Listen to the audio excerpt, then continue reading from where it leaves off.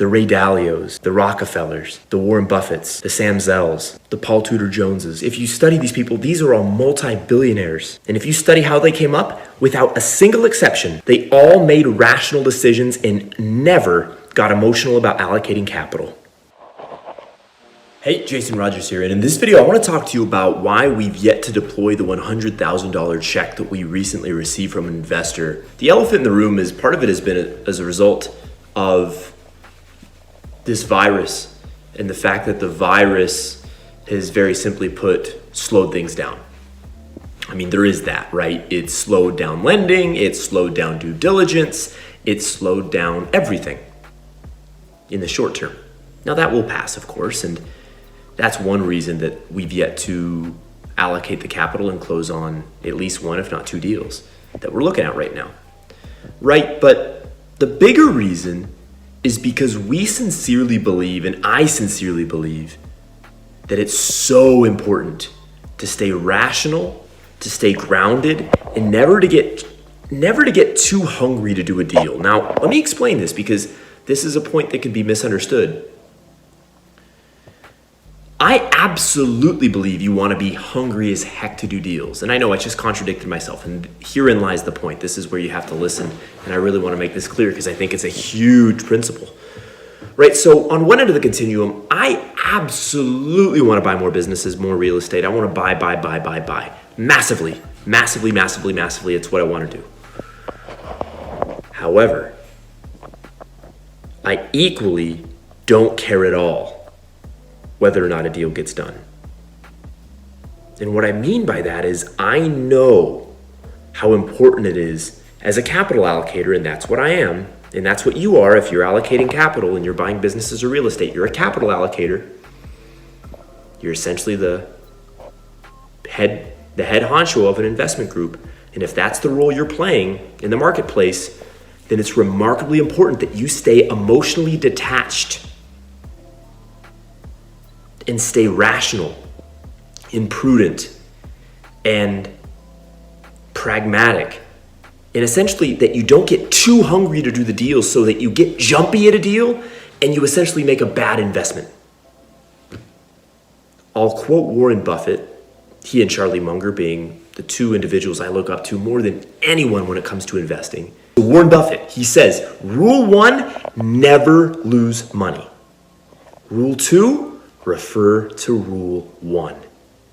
And see, this is the ultimate premise. If you need to do a deal too bad, you'll do a bad deal. If you need to do a deal too badly, you'll do a bad deal. And I can speak with firsthand experience from people I know very closely who have bought either businesses or real estate that have acted like an anchor that keeps them from going on and making subsequent acquisitions because the operational headaches associated with the acquisition or the lack of cash flow consistency that keeps them from going on and making more acquisitions, right? Buying a bad business is worse than not buying any business at all. Buying a terrible piece of real estate is worse than not having bought any real estate at all. And this is the point. This is why I definitely disagree with the idea that you should be in a race to do a deal faster than the next person. That's the wrong metric. If you're trying to do a deal faster than the next person, then you are essentially nothing but a gunslinger that's hoping for success. Because if your number one metric that you're judging your success on is based on how quickly you do a deal, then you will do a deal even if it's a bad deal. By definition, if the number one metric you're comparing yourself and judging yourself upon is how quickly did I do a deal and how many deals did I do, then you by definition are going to sacrifice quality. And what that really means in the long term is you are almost undoubtedly going to sacrifice the rate of return from which you get from the investments that you make. I would rather be a capital allocator than a deal junkie any day of the week. Any day of the week.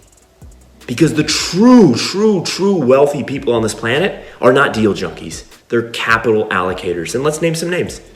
Warren Buffett, Charlie Munger. Boom. Those two guys right there are worth billions and billions and billions and billions of dollars. Here's another one, Sam Zell. worth billions and billions and billions and billions and billions of dollars. Zell, for several years before this big market crash here in 2020, was sitting on the sidelines, waiting patiently, because he knew that even though he had billions of dollars, that of course he could have bought tons of assets, he knew that no, wasn't the right time to buy. So he stayed prudent, he stayed pragmatic, he stayed rational. He didn't get too excited to do a deal. Now, does that mean he wasn't making the calls? And he's an older guy now, so he's maybe not the best example. So I'll use myself as a younger, hungrier individual, obviously, that doesn't have all the wealth that Sam Zell nor Charlie Munger nor Warren Buffett have, right? I'm making tons of calls. My business partners, we're making tons of calls. We're reaching out to lenders, we're reaching out to investors, we're reaching out to bankers, we're reaching out, we're making calls, we're sending messages, we're doing the work. We're extremely hungry to do deals. We're aggressive. We're turning over a ton of rocks, right? We desperately want to do deals. Yet simultaneously, we refuse to do anything other than great deals, because losing money one time is the equivalent of financial suicide. Right? It's Warren Buffett. Rule 1, never lose money. Rule 2, refer to Rule 1. You can't get over your skis in business, because that is the equivalent of a bankruptcy, right? If you go snowboarding or you go skiing and you fall down, no problem. You're wearing those pants that keep the water and the snow from getting inside your britches, whatever. It's no problem. You get back up, you get after it. When you fall down in business, that can mean bankruptcy. That can mean you'll never get another loan in the next decade or two. If you lose an investor's capital allocation, that means everybody that person knows is going to know that you are the guy that lost $50,000 or $100,000 or $500,000 worth of their money, their friends' money. I go to the quote from the great John Wooden: "Be quick but never hurry." Wooden was the UCLA basketball coach. He led that team back in the 60s and the 70s to, I believe, 10 NCAA championships, which is still by far the record. John Wooden was a legend. You should read his book if you've not. And John Wooden had the great quote, "Be quick but never hurry." And that is what we're talking about here. Yes, you want to do deals. You want to be quick. You want to make calls. You want to take action. You want to get after it. But don't hurry. Don't hurry. Don't step on yourself. Don't have the wrong KPIs, the wrong key performance indicators. The number of deals you do is not the thing to measure your success upon. The rates of return from which your deals produce is the bigger metric to judge your success on. And here's why. Right now, we've been given a six-figure check, right? And I've procured six-figure checks before from investors. Okay? And once we allocate this six-figure check or the next couple of six-figure checks we receive, once we allocate that money appropriately and correctly, and once we deliver double-digit rates of return per year to those investors, those six-figure checks will turn into seven-figure checks.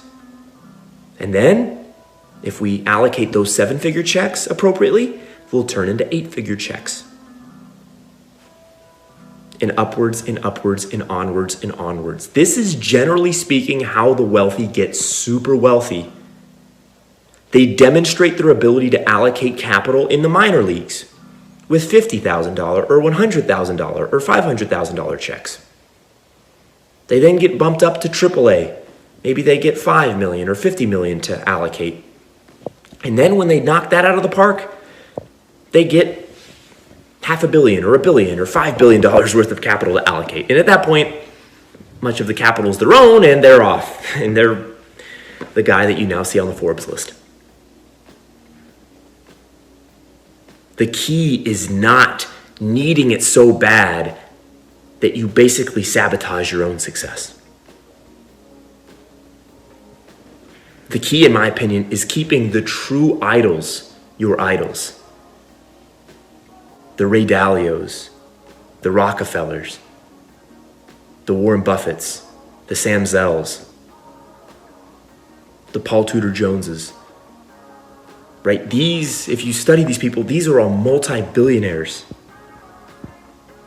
And if you study their past and their history and their come up, now I'm not saying all of them are perfect, right? Rockefeller, for example, a guy that did some questionable things back in the 1800s with Standard Oil. All right? I'm not saying these are perfect individuals. What I am saying is if you study their temperament and if you study how they came up, without a single exception, they all made rational decisions and never got emotional about allocating capital. They never got emotional about allocating capital. When you need to do a deal because you need to prove to yourself or to your family that you're going to make it happen, that's when you get screwed. When you need to do a deal to prove to your next door neighbor or to some person on a Facebook group that you're the right guy and you know how to get deals done, that's when you lose. When you do a deal because you're going to show those people on YouTube that you know how to get things done, that's when you get screwed. Never allocate capital to show off. Never do deals to show other people that you know how to sign on the dotted line. That's not how you create wealth, in my opinion. The billionaires know that the way you get to the point where you get to allocate billions of dollars, and by the way, if you're allocating billions of dollars on behalf of other individuals, you'll be a billionaire soon enough as long as you make the right decisions with that money. The way you get to allocating billions of dollars is by making prudent financial decisions from a place of logic and rationale and reason. You let the motivated seller come to you as opposed to you going after the motivated seller. Look, here's a huge point. You always want the seller to need to sell to you a little bit more than you need to buy. If you need to close the deal more than the seller needs to sell, you're in a compromised position. You always want that seller to want to sell to you a little bit more than you need to buy. It's just simple. It's simple leverage. Right? But if you need to get a deal done tomorrow because your grandmother's been chewing you out about the fact that it's been 3 months and you still haven't closed the deal, and so you get jumpy and you try to sign on the dotted line, you may leave tons of money on the table that would have been in your back pocket had you just been a little bit more patient. A little bit more patient. Be quick but never hurry. You know, you have those guys that climb those huge mountains in Yosemite. There's this one fella, he climbs those, I think they're like a half a mile tall. They're like multiple thousands of feet high. It's just straight cliffs like this, just straight up and down. I'm sure you've seen them. And you know, I'm sure you've seen a lot of rock climbers. They climb with the belts and the ropes and all this stuff. But there's this one guy I saw. He climbs those without anything. He free climbs it. And one of the things this guy was talking about before he was going to climb Yosemite was how important it is for him to always keep 3 points on the rock at any time. So either 2 feet and a hand or 2 hands and 1 foot, right? So he has 3 of his 4 touch points always on the mountain. And he always makes sure he has a firm grip on those 3 holds before he takes one off and maneuvers it. Why does he do that? Because obviously if he misses his grip, he falls down 1,000 feet and he's dead.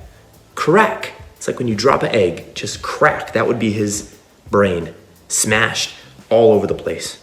And obviously he doesn't want that. So what does he do?